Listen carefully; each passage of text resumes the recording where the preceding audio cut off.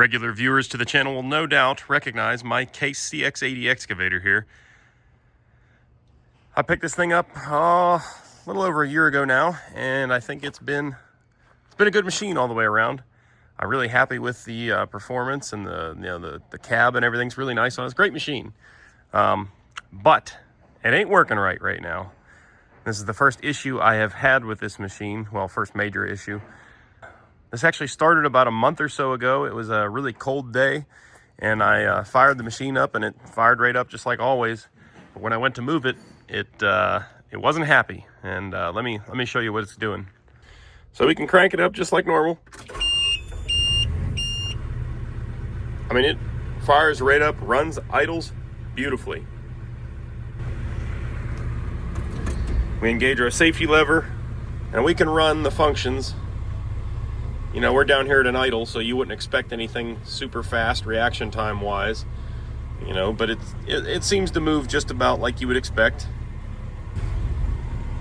Everything seems relatively normal. Problem is, when you turn your idle up here, it cranks up accordingly, sounds about right, but I hope you guys can hear the engine.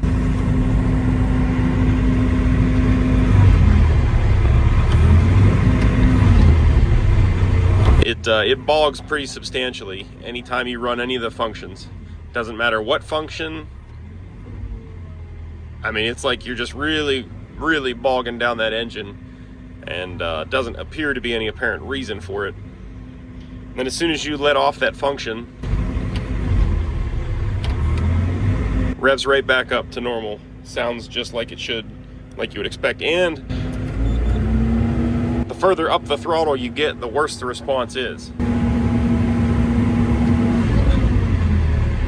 It just bogs it down almost to the point of stalling.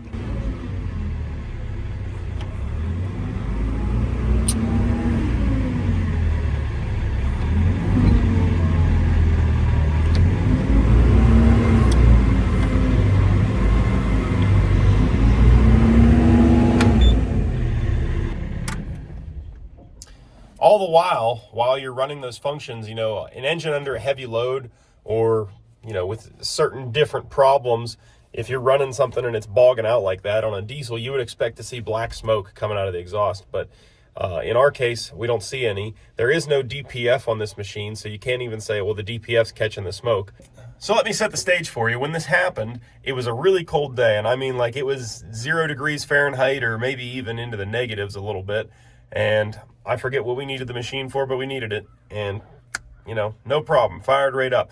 Where the problem started was with this machine, you can leave the throttle set to wherever you want it. And this button right here takes it back to idle. And that's how I run the machine. That's my favorite feature of this machine, is this button right here, because it's instantaneous. Like, if you're digging and all of a sudden somebody, you know, if you got somebody working with you checking grade or something, whatever you're doing, you just bam, hit that button as soon as you're done digging, and it's idling, and it's instantaneous, and I really appreciate that feature.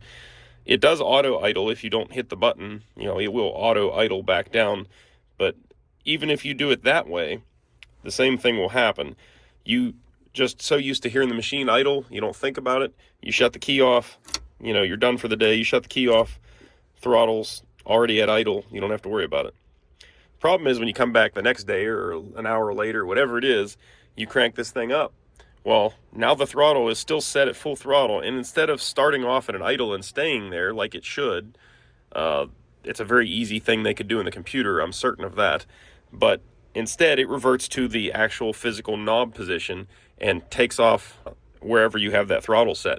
So that really cold day that I started this machine up at whatever negative temperature it was, I cranked it up, and the moment that it gets enough oil pressure to allow itself to, it goes wide open.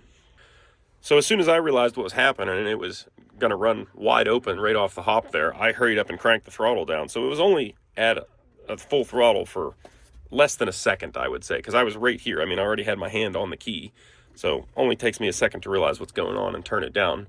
But apparently that was long enough to cause some damage. So after I let the machine warm up that day, because remember, it was running fine, no issues apparent, I let the machine warm up for 20 minutes or so, nice and warm.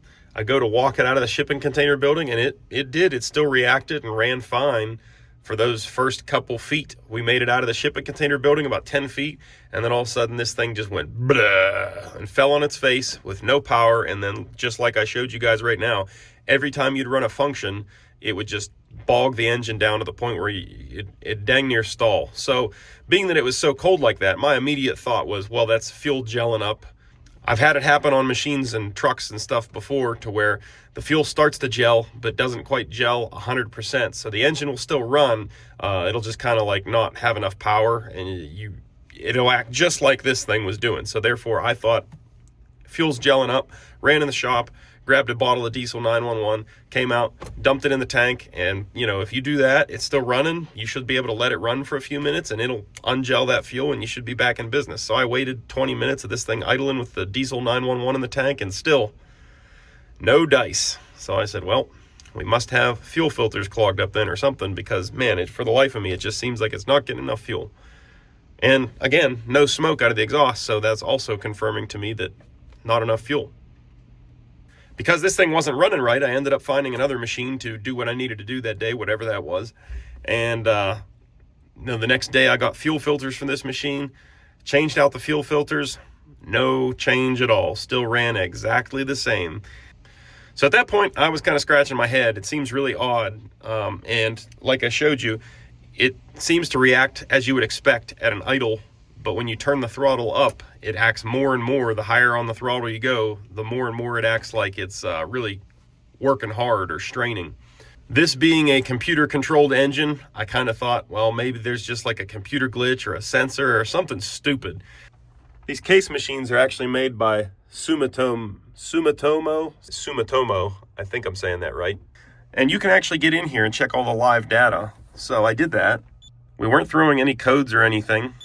So being the nicest, newest machine that I own, I was a little frustrated that we were having a problem, but it is kind of nice. You can go through here and check all these different screens out. They give you just about every single piece of info you could ever think to want, and then some. And I'm looking at all these numbers, and I don't know necessarily exactly what the parameters should be, but I would think I would notice, if there was something way out of line. I'm looking at things like, a turbo could cause this issue. So I'm thinking, oh, well, we'll check the boost pressure. What's showing me 13.9 PSI of boost. And it's a very small turbo. It's the size of my fist. I would think 13.9 PSI is pretty darn good for that turbo. So I don't think the turbo's the issue. So anyway, I fooled around with this thing and, scratched my head on it for a couple weeks while it sat around in the shop. And I was just about to bite the bullet and call a case dealership to actually come down and plug into this thing with their fancy laptop and see if they could figure out any issues, when I finally, just out of desperation, decided to pull off the intake boot.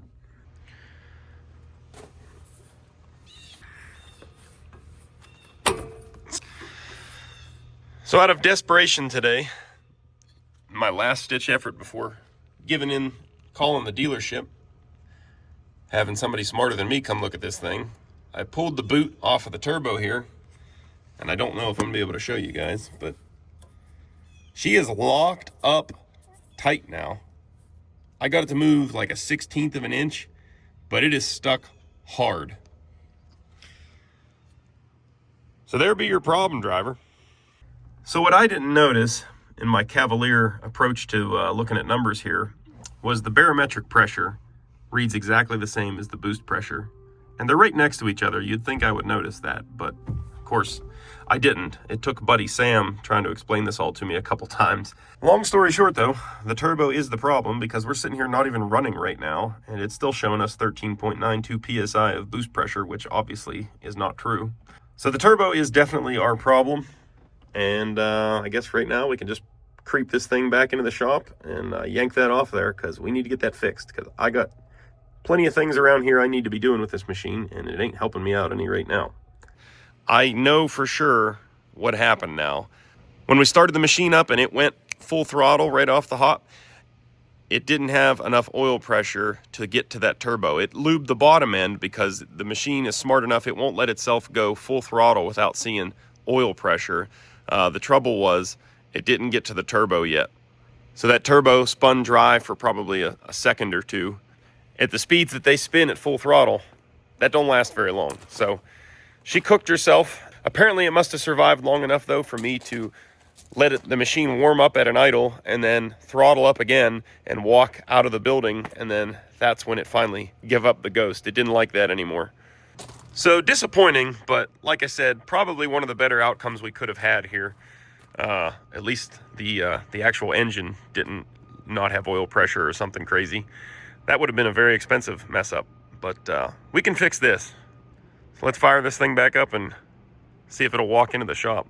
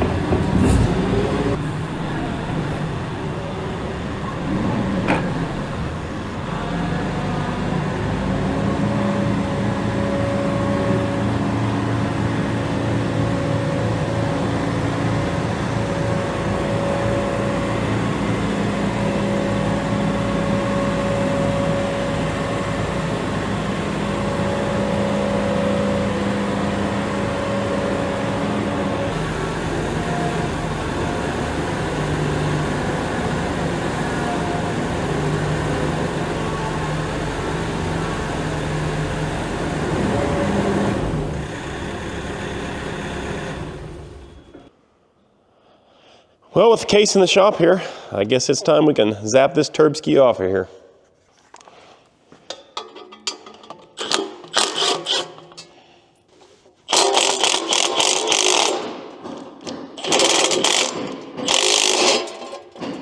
Yep, I was afraid of that. Any bolt that goes into a turbo or an exhaust manifold, they like to shear really easy.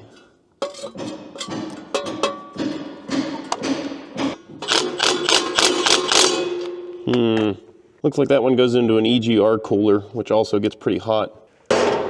Better take our time with that one. Oof. Yeah, that thing does not feel very good.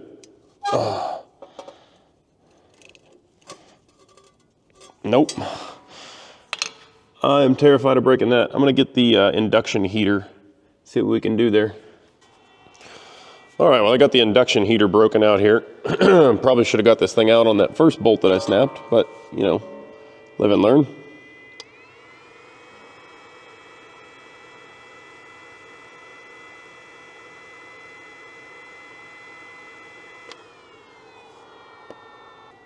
I don't know what's going on there, but it's not actually heating the bolt like I would expect. I mean, this thing usually heats them very well, very fast, but I don't think we're getting it where we need it.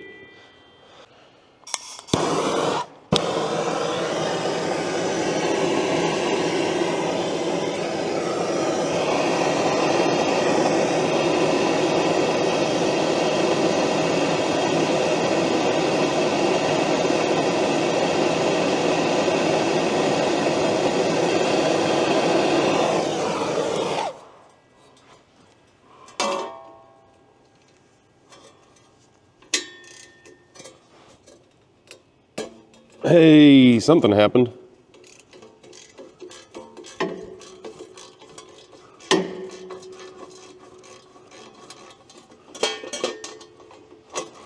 Something happened and it wasn't the bolt breaking off. Mission accomplished.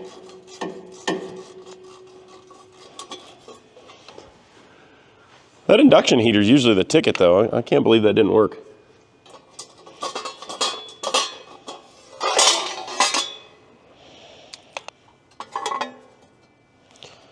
Well, I don't think this thing is going to be too awful bad to remove. 3 or 4 bolts on this side, on the exhaust side of the turbo here. 2 or 3 more on the manifold side of things. A couple hoses and we should be home free. I'm going to take another stab with the induction heater before I give up on it today. Like I said, it usually works really good.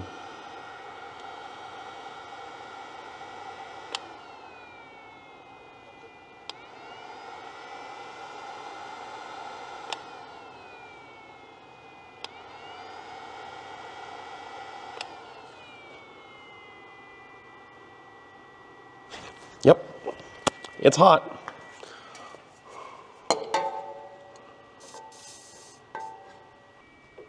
Oh, still not wanting to turn though.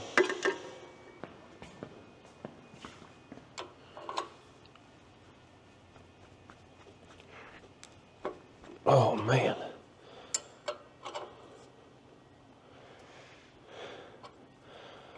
Things are not feeling good here.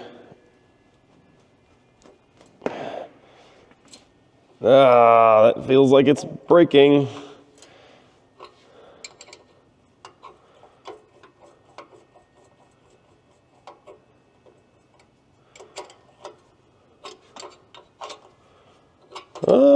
Maybe not.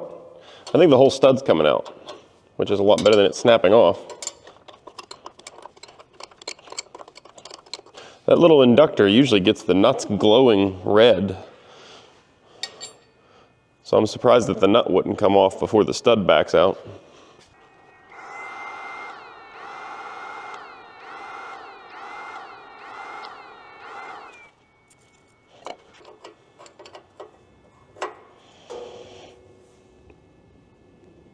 Oh my goodness.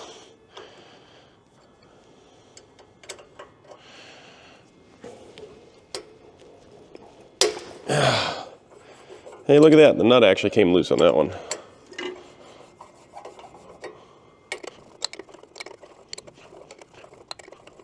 Anytime you have nuts or bolts on an exhaust manifold or a turbo like this or something that gets a lot of heat cycles, they're always a struggle to get off. Even on something this new, this machine has under 1,600 hours still, and it is, that's pretty much brand new in my book. But, you know, even still, we're gonna fight these fasteners. Even if this machine only had probably like 100 hours on it, these would probably still be a little tough to get off. One more little guy to get back here.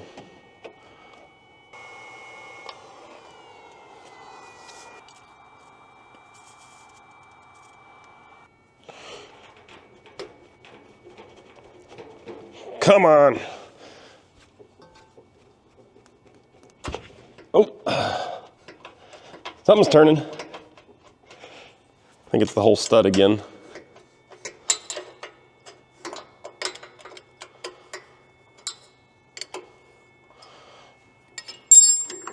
Oh well, I'll take it. Oh no, the nut did come off. How about that? And it's gone. It's gone. It's all gone.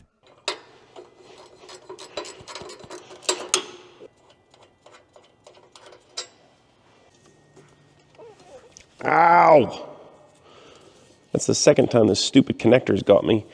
You go down here to get a grip on this hose, and that plastic connector just digs right in your knuckle. There we go.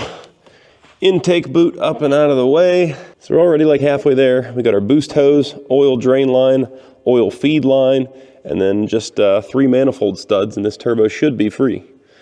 And actually, looking at it now, I guess I would have been better off if all those studs did come out. I could have taken the turbo straight away, versus now, oh no, I don't know what I'm gonna do here. I don't think we're gonna have any wiggle room to be able to get the turbo to come straight out, because these studs are gonna keep us from doing so.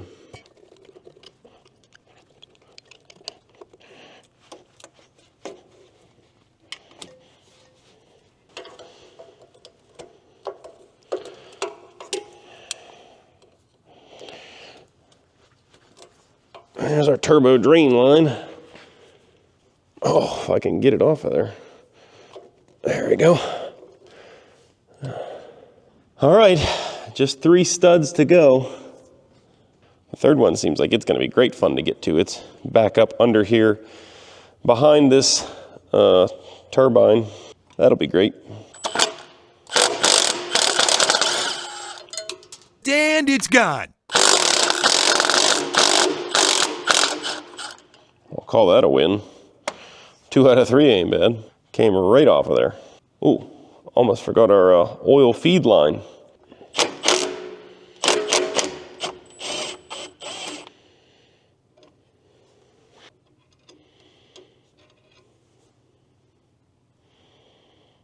Got oil on it. That's a good sign. There should be a sealing washer on both sides of this banjo fitting, but man, I really only see one on the top. Interesting. Well, if I can somehow get this last nut off back here in a blind spot, everything's going to be just Jim Dandy. Hoping I can pry against the casting on the block here and push on my wrench, because I don't have enough room to swing a hammer in there. Prying also seems difficult. Oh, I think we got it. I think we might have got her.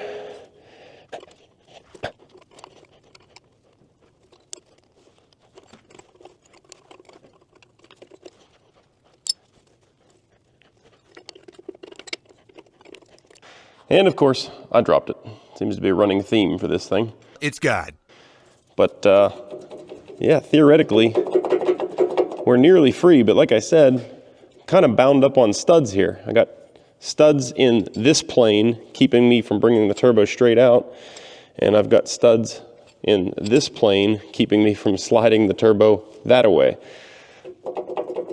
Bound up 10 ways to Sunday here. Doesn't seem like any amount of wiggling is going to help my cause. Probably should have just not heated these nuts, and you know, it might have pulled those studs out, which would have been a better alternative. I think while we have this apart, probably going to remove these studs and go with a bolt. Some of you might find fault with that, but I don't. I don't know if it's going to be the answer or not. There's 4 bolts up in here that bolt this thing onto the muffler. If I remove those, they're also studs, so you know, you can't just start sliding things off like you'd want. However, I think if I do that, oh no, they're bolts. Oh, okay, good, yes, let's take those off. Why wouldn't it get stuck on there?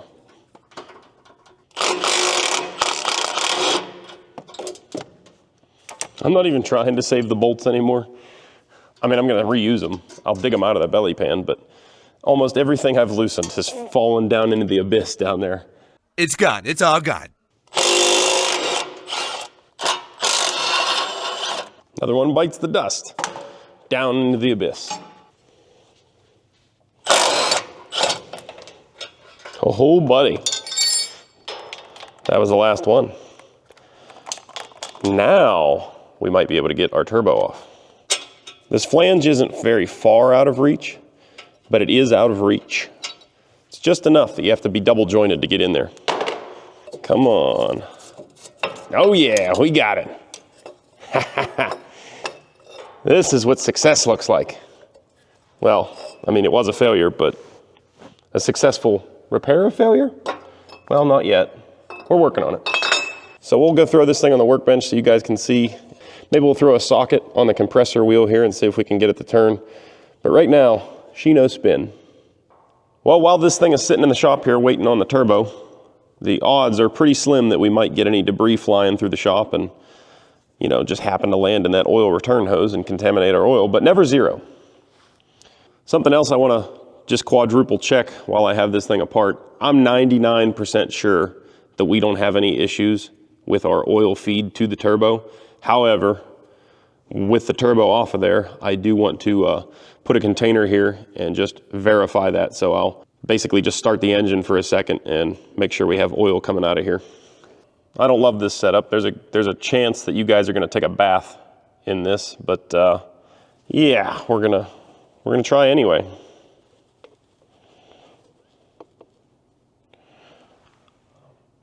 Hopefully all the oil is going to be directed down, but yeah. I'm going to start it up and see what happens. Contact.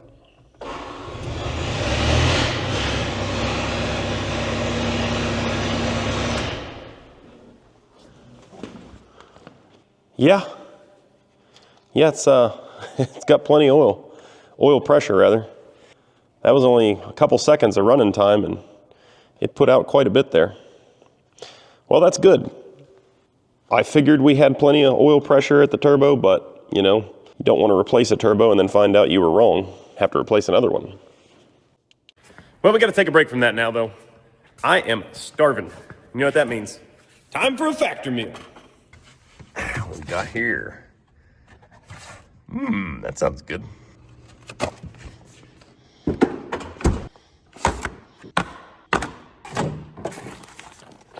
As so many of you guys like to point out all the time, I'm pretty handy. I can do a lot of things, and I'm pretty proud of that fact. But one of the things that I'm not so hot at is cooking. I'm also not so hot at being organized enough to do something like meal prepping. So for me, Factor has been an absolute game changer. Factor delivers fresh, never frozen, chef-crafted, dietitian-approved meals straight to your door every week. I've been enjoying these things for well over a year now, and they've really been a game changer for me. No longer am I wasting time driving out, grabbing food somewhere. Not to mention the food that I'm getting for the money is a lot tastier than what I can get at the nearest drive-thru.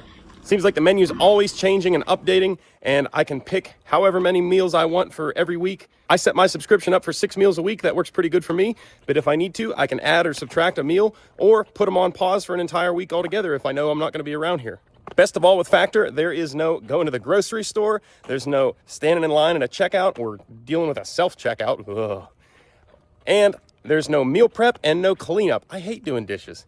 And again, if you didn't hear me the first 5 times, they are delicious. Anybody that tells me that these things are not good has clearly not tried them for themselves. If you guys haven't tried Factor for yourself yet, now's the time. Head on over to factor75.com and use my code 50CREEK to get 50% off your first box plus free shipping. That's code 50CREEK, and use that link down in the description to head over to factor75.com and get signed up today. Lunch is over. Let's get back to work. Well, we got our Terpski over here on the bench. We're gonna see just how stuck it really is. Got a 7 mil socket here, which I believe is what size that is down there on our compressor wheel. Okay, well, it's not that stuck. Just enough to stick her. And actually, the more I'm spinning it, it's definitely not spinning like it should, but it is getting slightly freer, if that's a word. All I can really say for sure is that it needs rebuilt or replaced. So it's not horrible. It's not like it's scattered. It's not like the the wheels got into the housing or anything like that. I think the turbo was just fine before it decided to gull that bushing. And she's just stiff now. It just doesn't turn freely. You can barely turn it with your fingers, but I mean barely. It's got a serious tight spot.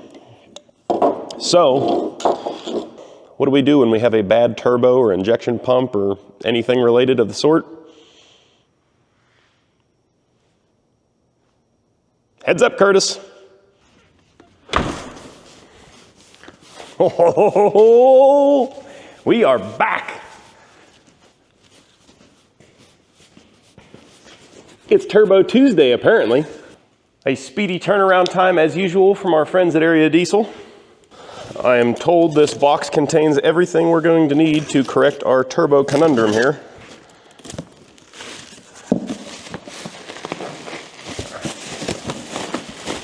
After talking to Curtis over there at Area Diesel Service,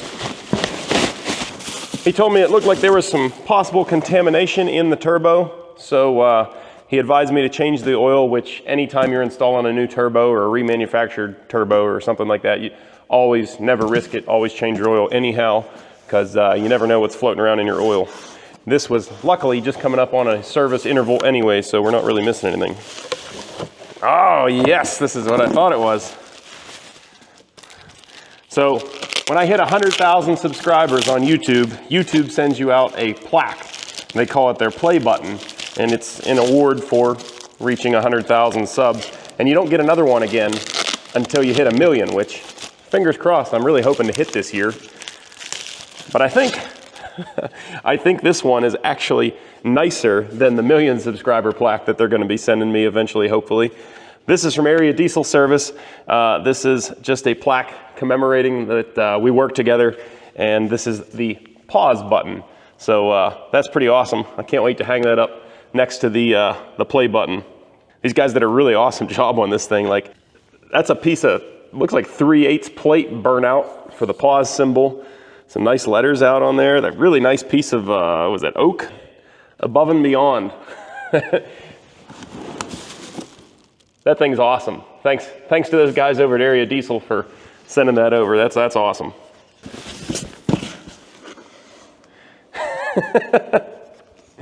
The next thing I pulled out of here is a little box that has written on it with Sharpie, "Do not open with a grinder."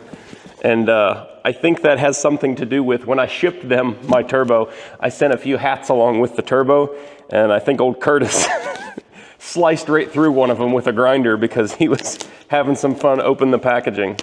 And there's a video on all that, so if you'd like to see that video, be sure you head on over to Area Diesel Services YouTube page and check out that video of them going through my turbo and figuring out what went wrong. And I don't even honestly know if this is the same turbo remanufactured or if this is just an outright new turbo. Got a new turbo gasket set with copper nuts. That'll be much nicer. Hopefully it's not such a pain to take apart next time. This last piece is just an adapter flange that must be specific to the engine. I'm glad they sent this back to me because I'd have been up a creek without a paddle if I didn't have it. On to the meat and potatoes finally. Our turbo. Tell you what, they don't skimp on the packaging over at Area Diesel Service. You could have dropped this box from the Empire State Building. It would have been just fine. What a beauty. There's the prize inside right there. That's what we're looking for. Hopefully this little guy is going to make that big guy come alive again. Oh, it just spins so nice compared to the last one. Well, let's take this thing over to the bench and put it all together. We got to bolt on this flange, and there's another piece too I have over there that we're going to have to bolt on as well. All right, I'm not sure the technical term for this piece right here, but this basically just bolts onto your wastegate side of the turbo and adapts over to the muffler or exhaust. If you remember during the teardown, these studs were making life quite a bear, so I went ahead and double nutted these, and I'm going to pull these studs out in favor of bolts. I don't see any reason we can't or shouldn't do that, so I'm sure if there is a reason, you guys will tell me in the comments. Of course, they're not wanting to come out very easy, so I got to be careful we're not pulling a thread here or something, which is exactly what I think we're doing. Dang it, might have to leave those alone after all. We got it out with them in there. I guess we'll have to install it with them in there. I think that's starting to pull a thread, and there's no sense opening that can of worms. And since we're not going to open that can of worms, I guess, time to bolt these two together. Looks like Area Diesel Service sent us over some new gaskets so we can get these installed.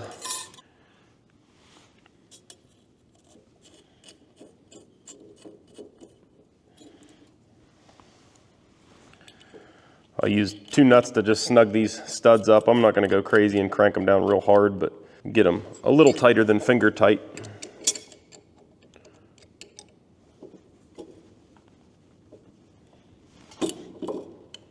All right, so all 4 of our studs are definitely well set there. Drop that guy down like so. Hopefully we never have to take this turbo off again, but if we do, it should be a bit easier because they've included these nice copper flange nuts here.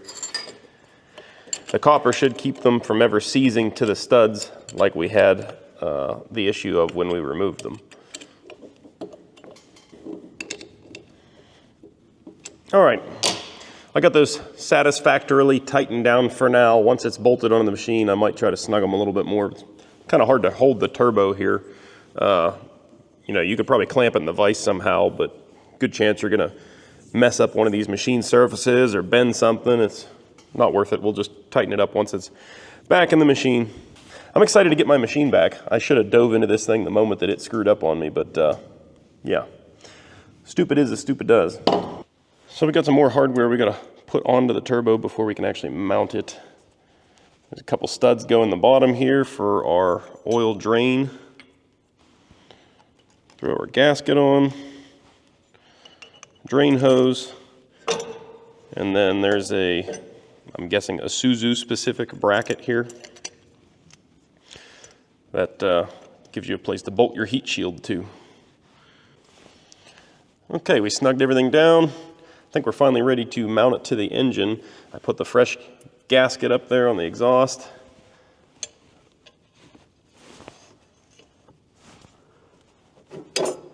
There we go. Everything got to fit together just so.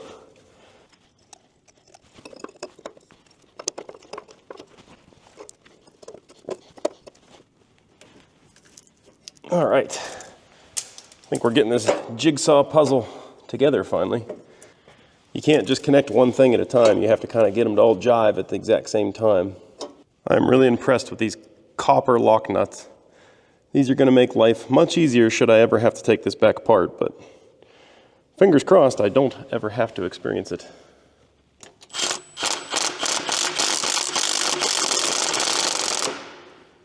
So the way these copper lock nuts work is that they're on the flange side, they are, just fine and dandy nuts like normal, but then as you get towards the top side of the nut, it's like they crimp them or something. They look a little oblong. So you're basically cutting the thread through the top part of the nut, which makes it very hard to turn after you get it started. So we're fighting that in this blind situation, but luckily with the ratchet wrench on there, it's not too awful bad.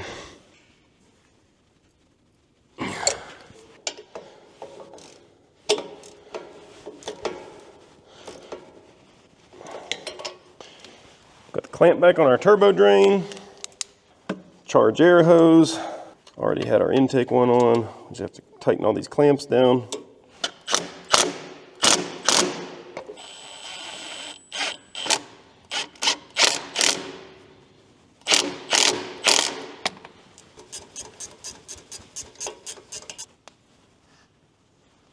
Oil feed line of the turbo cranked down there. We just have some exhaust studs to mount over here, and we're going to be golden.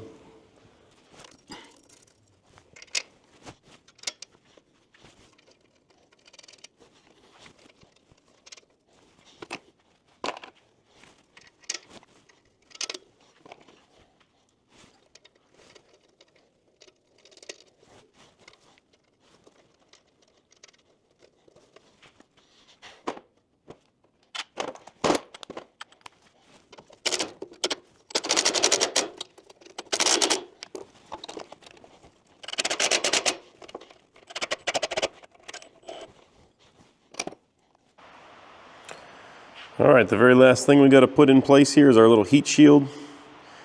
And I am just putting some copper never sees on these holes and the bolts where the heat shield is held in place, because a couple of these were quite a bear to get out of here. A little bit of copper coat never hurt. Oh yeah.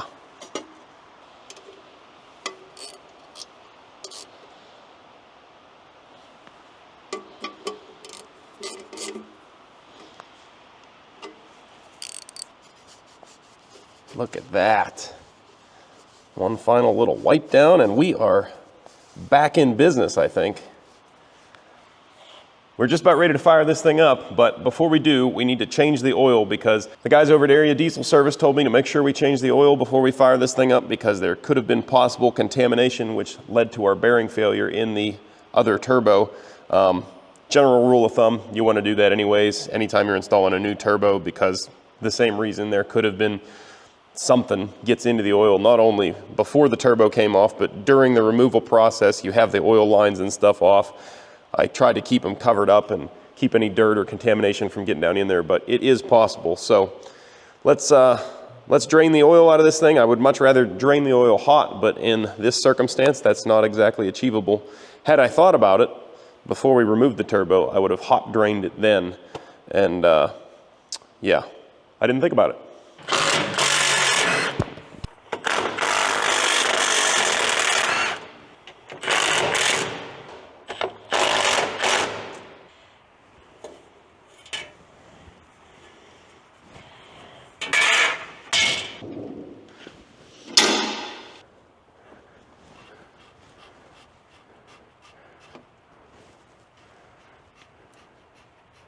The case here uses the same oil quick drain as the Takeuchi uses, which is kind of convenient here.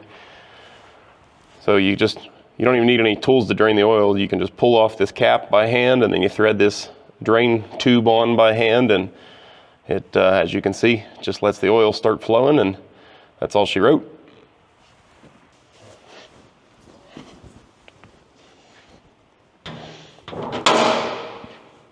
All right, the oil filter on this machine is remote mounted over here on the side panel. Oh, look at that. Whoever installed it last didn't over tighten it. That was nice of them. Is it gonna make a mess everywhere? Sometimes the oil will drain back down through the remote hose and not go running all over the top of the filter.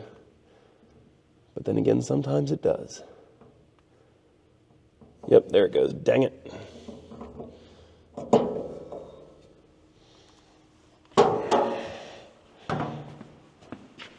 I'm making a mess everywhere. Should have been better prepared for that, I suppose. Have no fear. Pig mat here. Just mop that all up right quick.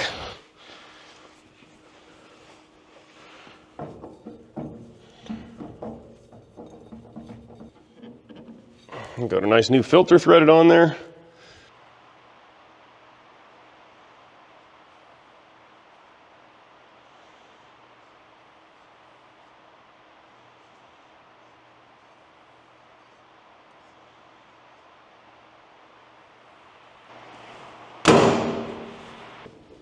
Now, I have seen worse places for oil fills, but this one's up there with bad.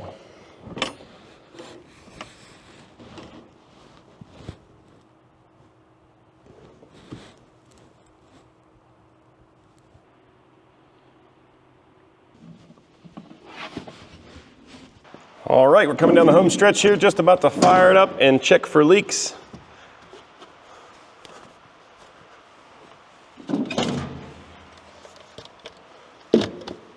I cannot wait to get back in the seat of this thing with actual power. All right, now I did happen to leaf through the instructions that came with our new turbo. That is something I rarely do, but the instructions say that you should start the engine and let it just sit at an idle for 10 minutes to make sure that there's proper lubrication up to the turbo before you go cranking on it. That seems like way more than enough. I mean, you guys saw when we did the oil flow test how quickly it pumped a crap load of oil up there. But maybe they kind of want things to just kind of spin slow and run together and kind of wear in almost. So I don't know. It says to do it, can't hurt. Yeah, let's fire this thing up. All right, I need you guys to keep an eye out back here for leaks. Make sure we don't have any oil coming out of our turbo anywhere. Let's go ahead and fire this thing up. I'm triple checking that our throttle is set to idle. Let's give her a go here. Contact.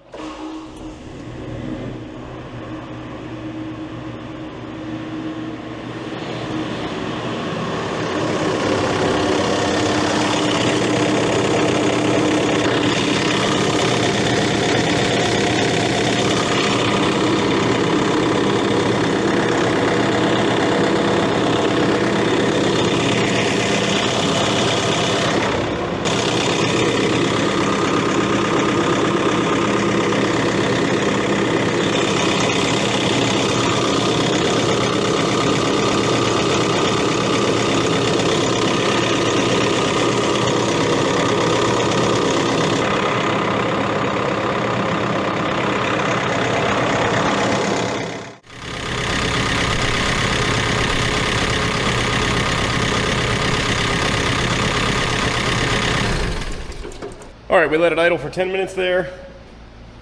I had the oil slightly over full to compensate for the filter, but I didn't get to check it yet. So we'll check it now, make sure we don't need to top her off any. I think it should be pretty darn close though. Right on the money. Jean-Claude Van Damme, I'm good. All right, let's go try this thing out. I'm excited.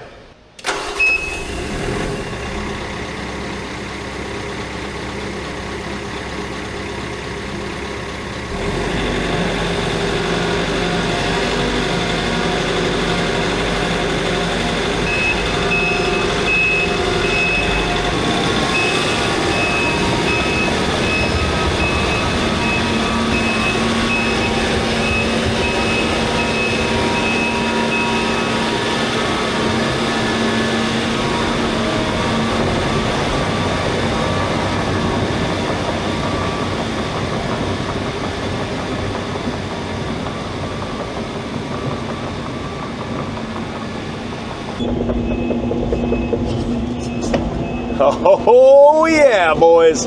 We are back in business. Full power, full range of motion. Everything's nice and quick and snappy like it used to be. Oh goodness, we are just in it to win it now. Couldn't even think about tracking and doing stuff with the boom before. What's so frustrating about the whole thing is that, like, yes, on paper, the turbo makes perfect sense. There was just a few things that were missing from that equation that made me think it was electronic. And the fact that, you know, this machine only has right under 1,600 hours on it. Why should it need a turbo already? Well, that remains to be seen, but fact of the matter is that was our issue, and we are back in business. And I'm pretty darn happy about it.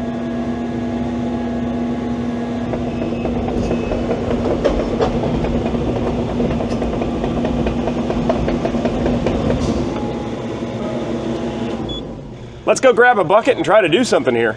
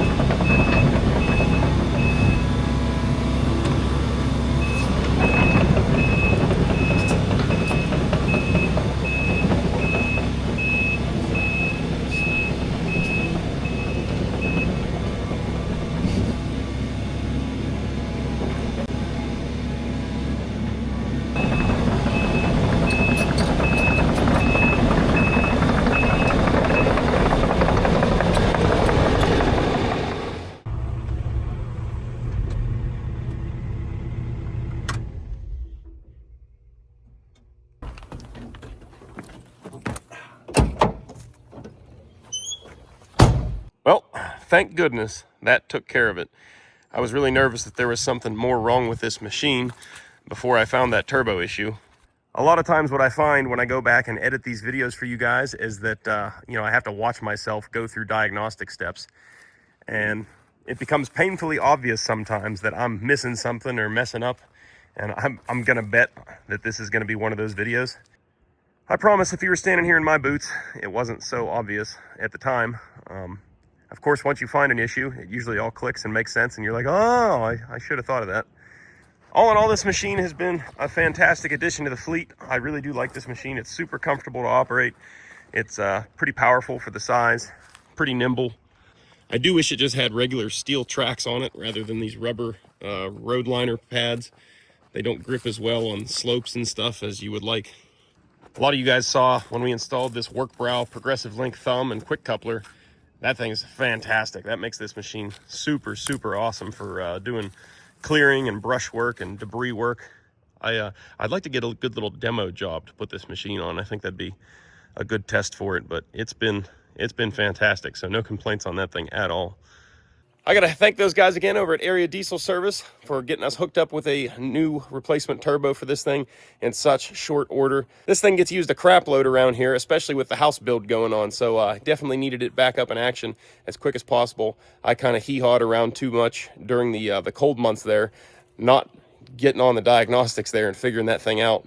Don't forget to check out Area Diesel Service's video on the turbo from this thing. They do a really good job doing the teardown, failure analysis, and oftentimes rebuilding on these turbos. So it's pretty neat to see them go full in-depth on that stuff. Kind of a little peek behind the curtain, if you will. I don't typically dive into that kind of stuff. It's better to let qualified people do it. I am not qualified people for a lot of things. So we're going to wrap this one up here now. If you guys like this video, do me a big favor. Hit that thumbs up button down below the video. It doesn't cost you guys a dime, and it really helps out the channel. If you'd like to help support in a little more direct fashion, you can head on over to the merch store. That's dieselcreek.com. Link, as always, down in the description. Pick yourself up some sweet hats, t-shirts, beer koozies, sticker packs, all that and more over at the store. That's dieselcreek.com. Link, as always, down in the description. But that's all I got for today. So, as always, thanks for watching. I'll catch you on the next one. Later.